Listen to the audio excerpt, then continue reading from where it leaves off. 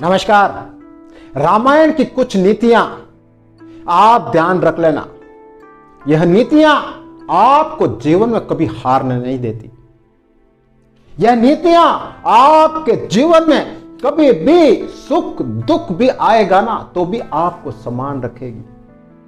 कभी सुख में आप में अहंकार नहीं लाएगी और कभी दुख में आपको टूटने नहीं देगी। भगवान श्री राम को आदर्श पुरुष क्यों कहा जाता है?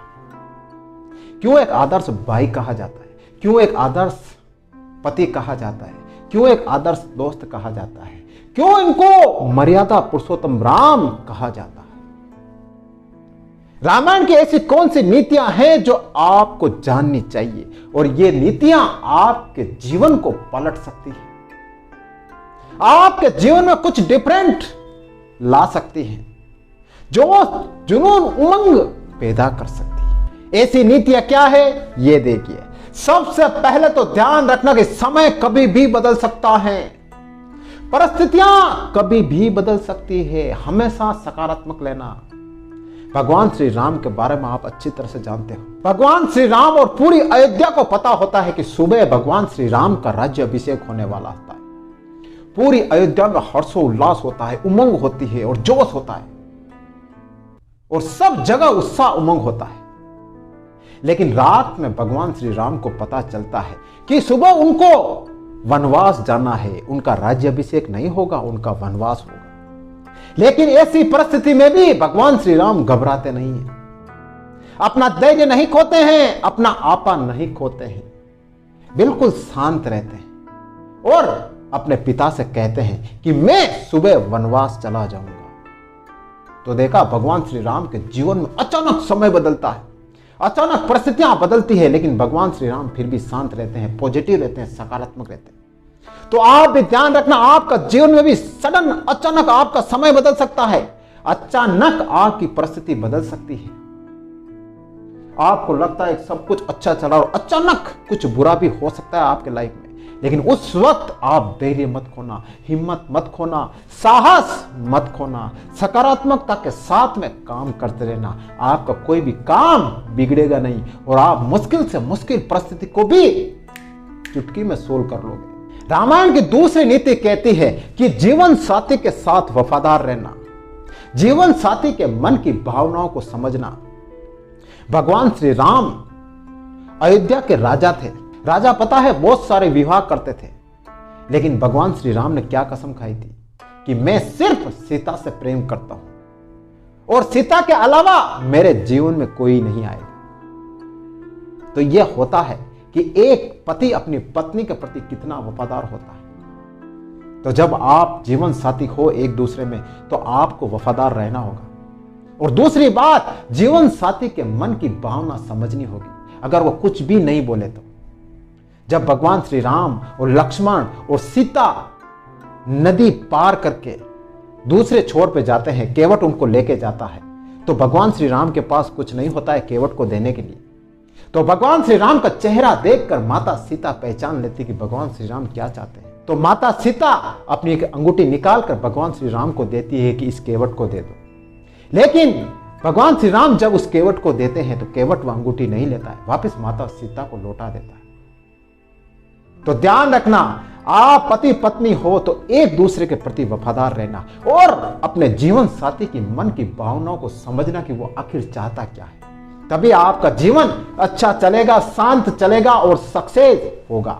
रामायण की तीसरी नीति कहती है कि मित्र की मदद के लिए हमेशा तैयार रहना। जब भी मित्र संकट में होना तब आपको उसका साथ देना चाहिए। भगवान श्री राम अच्छी तरह से जानते हैं, जब भगवान श्री राम और सुग्रीव मित्र थे तो सुग्रीव संकट में थे तो भगवान श्री राम उनकी अच्छी तरह से मदद करते हैं, और जब भगवान श्री राम संकट में होते हैं तो सुग्रीव भगवान श्री राम की मदद करते हैं। तो मित्रता की एक महत्वपूर्ण परिभाषा यही है कि जब मित्र संकट में हो तो मित्र की मदद करनी चाहिए। यह नीति आपके जीवन में आपको बहुत बड़ा फायदा दिला सकती है। रामायण की चौथी नीति कहती है कि टीम वर्क से काम करना, अपने साथियों की अपॉर्चुनिटी पहचानना, अपने साथियों की एबिलिटी पहचानना।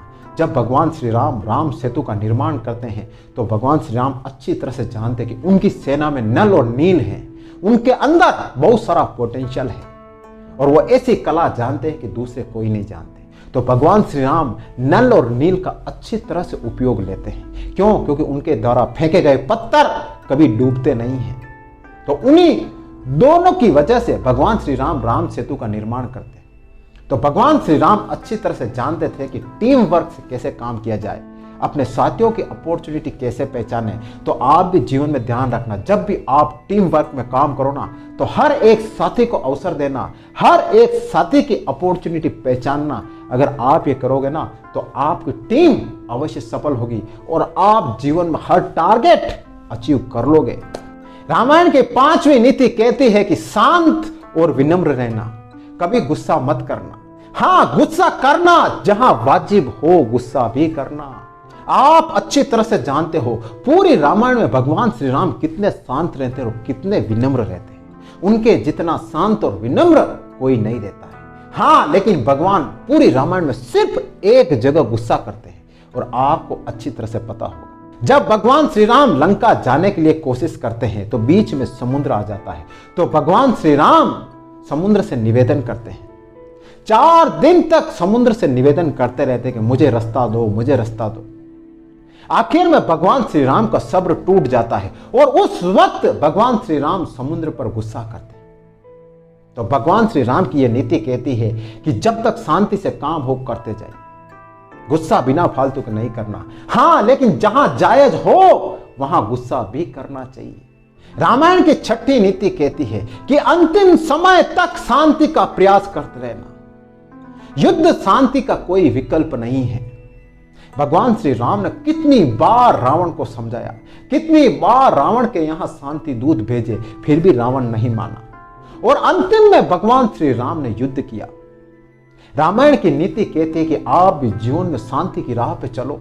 शांति की राह हमेशा आपको जीवन में सुख लाएगी। कभी किसी से लड़ाई झगड़ा, द्वेष और ईर्ष्या मत करना। हाँ, अगर आपको युद्ध करना हो ना तो अपने अंतिम समय तक शांति का प्रयास करना।